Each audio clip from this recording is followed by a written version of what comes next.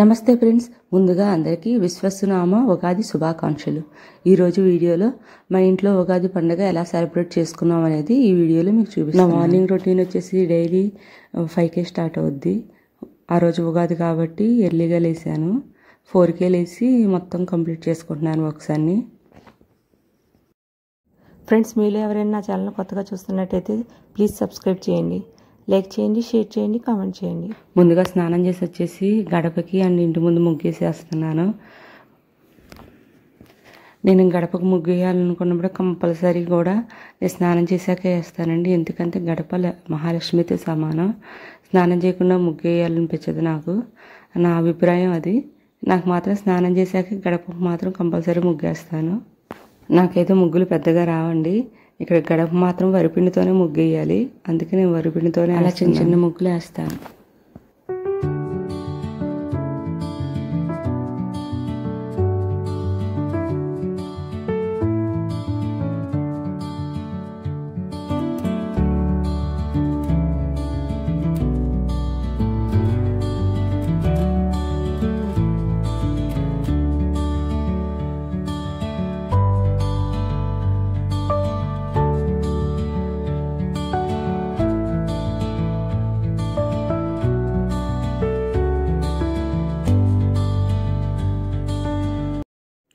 మా ఇంట్లో వంట మ్యాక్సిమం ఇత్తడి తపాలలోనే చేస్తాము.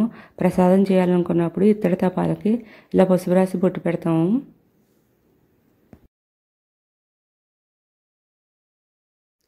ఇక్కడ ఓ పక్కన పప్పు ఉడుకుతుంది, ఇంకో పక్కన రైస్, ఇంకో పక్కన బూరెలకు పూర్ణం రెడీ అయిందండి.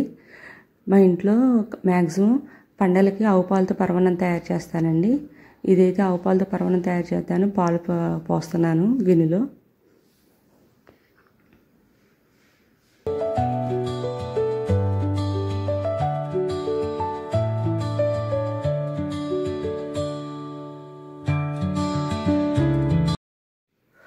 ముందు రోజే పూలన్నీ కట్టేసుకుని ఒక తడి క్లాత్ మీద ఇలా పెట్టేసుకుంటాను. దానివల్ల పూలు అనేది ఫ్రెష్గా ఉంటాయి ఫ్రిడ్జ్లో పెట్టేదానికన్నా.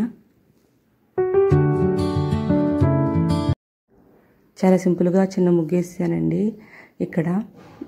అండ్ వైట్ టైల్స్ కాబట్టి పెద్దగా కనపడదు ఇది ముగ్గు అనేది. నాకు తక్కువ బడ్జెట్లో ఇవే టైల్స్ని మార్చుదాం అనుకుంటున్నానండి. ఏం చేస్తే బాగుంటుంది అనేది మీరు కింద కామెంట్ చేయండి. నాకు ముగ్గు కనపడే విధంగా మార్చుదాం అనుకుంటున్నాను.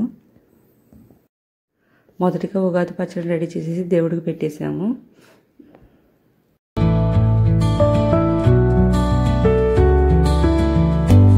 ఇక్కడ దేవుడు మాల కడతామని తీస్తున్నామండి.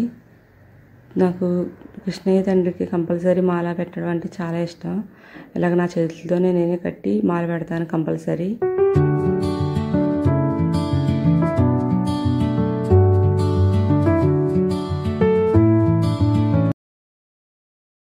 మా కృష్ణయ్య తండ్రి చూసారు ఎంత అందంగా ఉన్నారో మాలయంగానే.